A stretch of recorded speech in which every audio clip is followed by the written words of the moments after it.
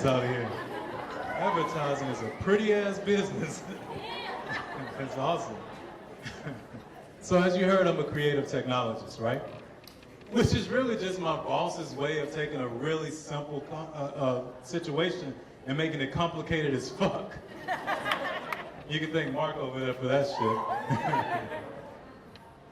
And that's what we do in advertising, right? You get a client that comes to you and say, hey, we're selling deodorant. And the ECD is like, let's get a buff black guy and put him on a white horse. That'll push some deodorant.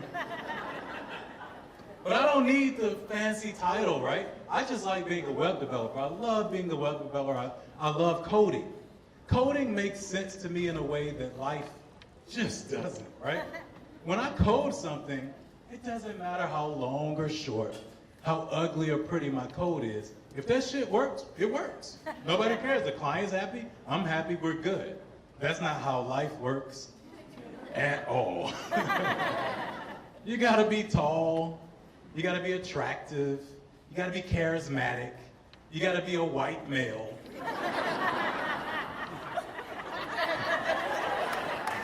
It's true.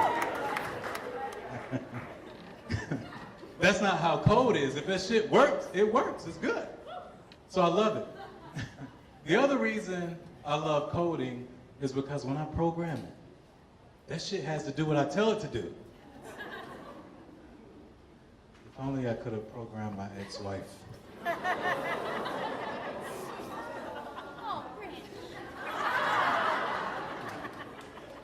See, that's what they call a dad joke. I've been told at work I give off strong dad vibes. Which I find to be very offensive, even though I have 2 kids. But it's not fair, because you can't just walk up to a woman and be like, wow, you look so motherly. She will slap the shit out of you. But I love being a parent, I love my kids. But being a parent really for me just means that my house and my car are just covered in fruit snacks and goldfish crackers. I got more loose crackers in my car than an Uber XL to a Kenny Chesney concert.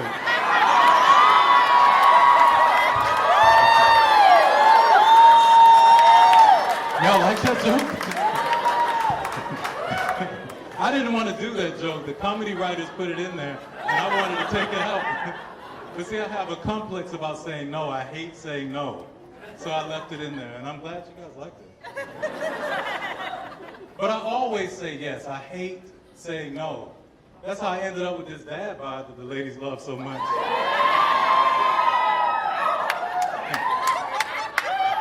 Everybody who screamed better be out there buying me drinks tonight, man.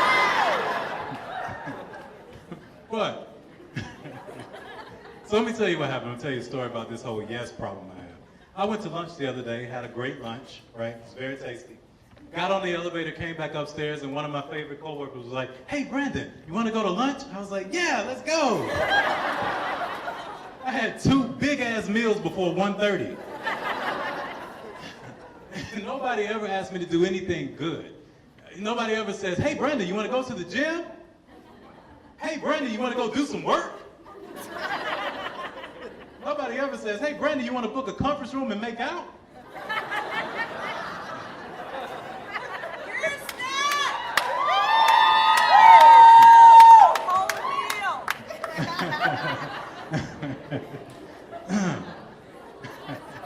No good stuff, it's all the bad stuff. It gets me in a lot of trouble. That's how I ended up married, right? I woke up next to this chick, and she says, does this mean we're an item? Oh. Yes. It's all downhill from there. All downhill. But I don't know if you guys knew this, in my other life, I'm an ordained minister, which is confusing because of all the swear words. But it conflicts with my whole yes complex, because in preaching, it's all about saying no. You know, say no to alcohol. Say no to extramarital sex. Say no to everything, just no. But it's cool, because when you get to heaven, you get to say no. Because you get to the pearly gates, And Peter's gonna be like, well, did you enjoy your life? And you're like, no, I didn't get to do shit.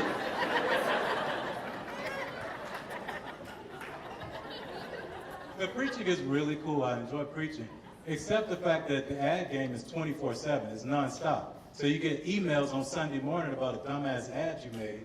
And I got to get up there and preach. And I was a good preacher in the Baptist church, right? So I was a good preacher. We got a lot of energy behind our preaching. So I get up there and I'm feeling it, man. But I got the ads in the back of my mind. But I'm feeling it, though. And I'm like, God is good, brothers and sisters.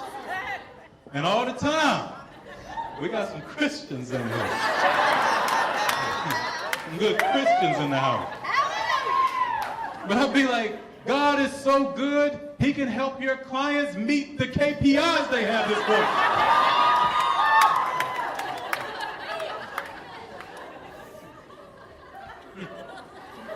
Preaching is really cool, though. I really enjoyed it. It's a lot easier than stand-up comedy, I'll tell you that. Because when you're preaching, if they don't like your material, they go to hell. Literally. If you guys don't like my material, you can just kiss my ass.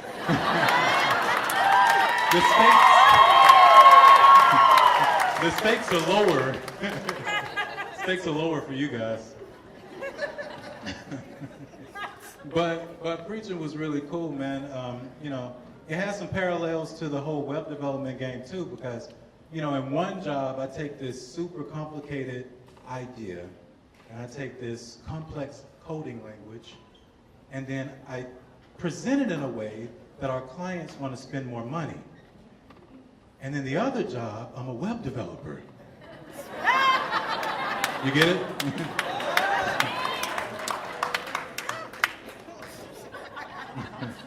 So I'm a preacher, so I'm good with public speaking. I'm not afraid of public speaking at all. But I am afraid of embarrassment.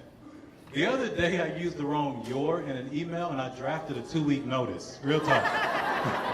I can't show my face around the office after that shit. But then I was rereading the 2-week notice, and I realized I used the wrong "there," and I'm like, you can't even quit right. I had a birthday Monday, so that's what's up. 34 years old. I think I'm at a really cool age because I can remember back before certain shit. I remember before, like, the anti-bullying stuff, you know, before the Me Too movement, before social media. I even remember before high-speed internet. Y'all remember that shit? Slow going back then. Back then, it took one dude like an hour to call a dude gay on the internet. If you were a bully back then, you had to put in the work. Thank you, guys, and God bless you. Keep